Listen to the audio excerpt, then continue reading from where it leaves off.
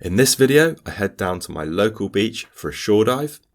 I find some amazing crustaceans and I take them home and show you some simple tips for grilling them up on the barbecue.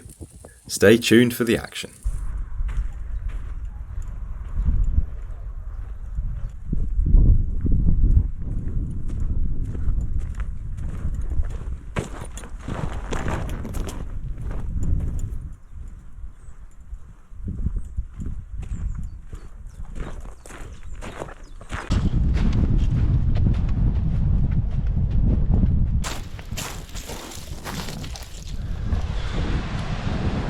Cuttlefish bones everywhere.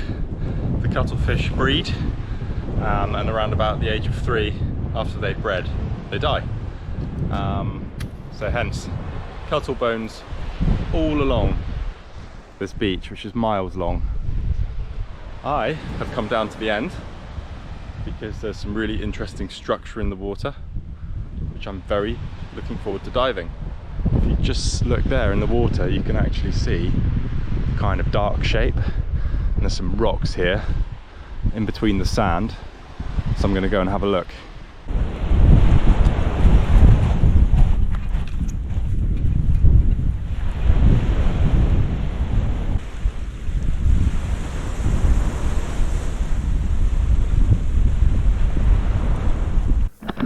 Jumping in the water, I quickly find the edge of a patch of reef I want to investigate. Diving down, I decide to check the shallowest section, right up in the surf.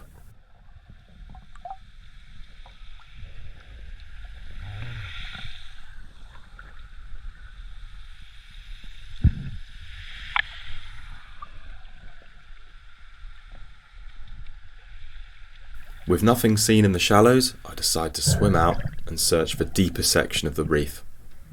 Diving down here, I attach my float to a piece of kelp.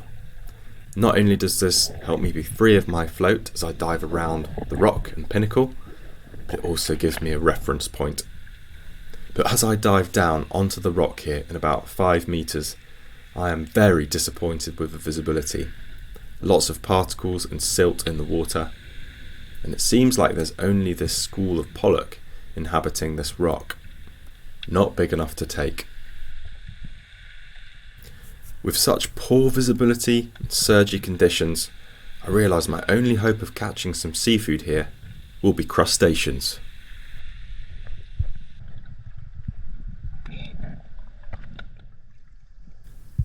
After a few dives, I descend into this kelpy gully, finding this slab of rock, and I can just make out a claw underneath it.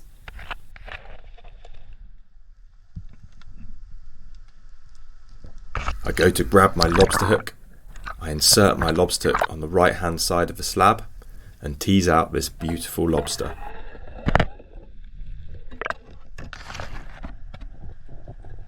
Only one claw, but a very good eating size. I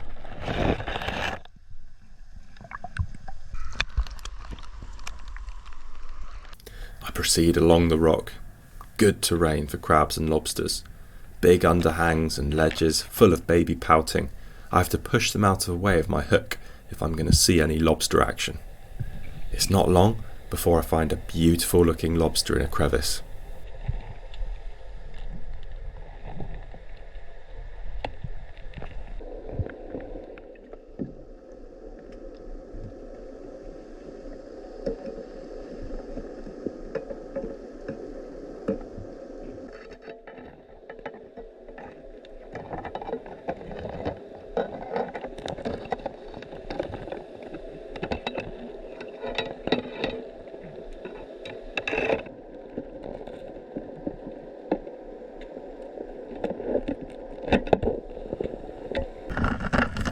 Believe me, it's not particularly easy filming and lobstering at the same time, but I manage eventually to tease this lobster out of the crevice, but she's just undersized and has to go back.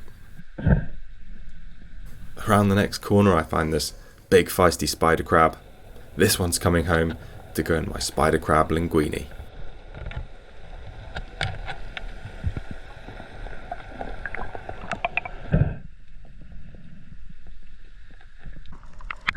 Only a few moments later, I see a massive pair of claws under a rock. Diving down to investigate, this huge male lobster leaps right out of his hole as the start point lobster hook goes in behind. An incredible lobster.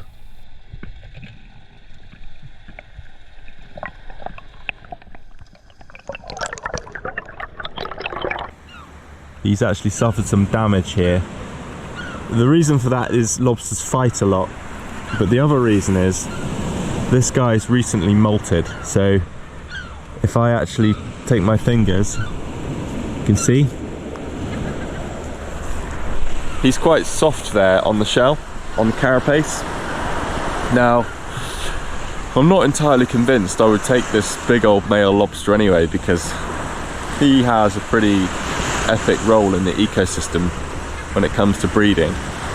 But also, having that soft shell, he's just put a huge amount of energy into building that new shell. So it's very likely that a male lobster like this with still a slightly soft shell, the meat inside will be very watery and mushy. I'm going to put this big old boy back.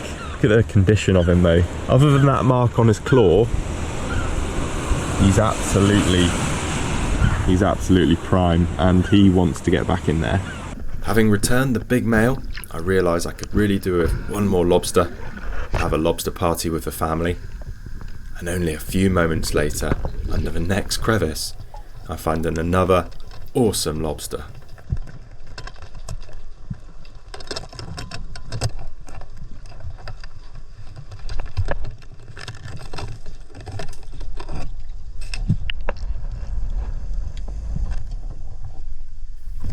Great eating size, feisty and good nick with both claws. What a result.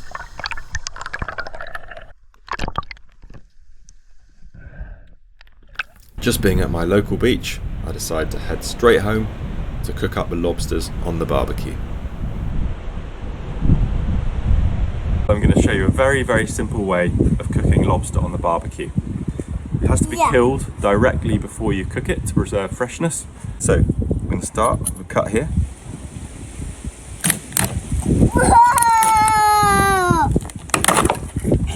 That kills the lobster straight away. Now we're going to go all the way down the tail.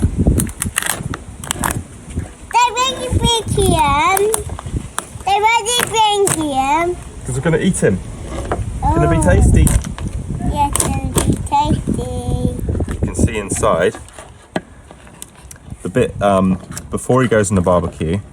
You need to remove this sack here, which has got, well, that's basically his stomach. So eat that too. it's got grit and shells in. We also have a bit of the poo tube here. We'll get rid of that, although probably wouldn't do you any harm.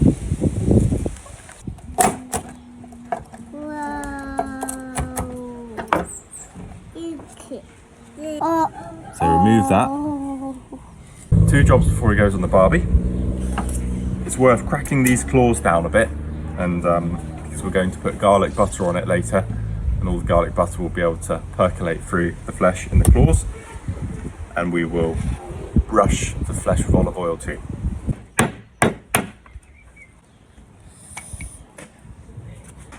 Start flesh side down.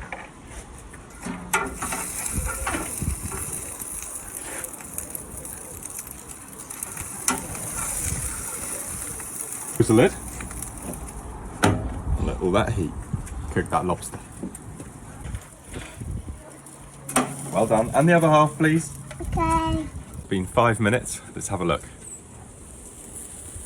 These eggs, seriously some of the best bit of a lobster. They're green before you cook them, and then they turn a bright red. Garlic butter time.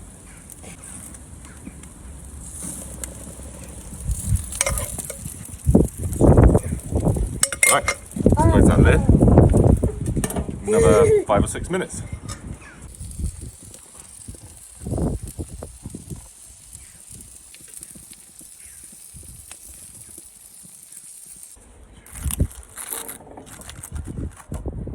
It's going to be delicious. Before you serve your lobster, dig a fork into the tail, and you can just pries it out, and that way it makes it a lot easier for whoever's eating it to get in there. Yeah. Come on, do your taste test of lobster. So They're you've quite had the eggs, nice. try the actual lobster. What do you think? Is it yummy? Yeah. Good. How much do you love lobster? I like it. I hope you enjoyed this video and found some of the tips useful. Check the link in the description for a video on how to cook a spider crab on the barbecue, and I will see you on the next video. Cheers.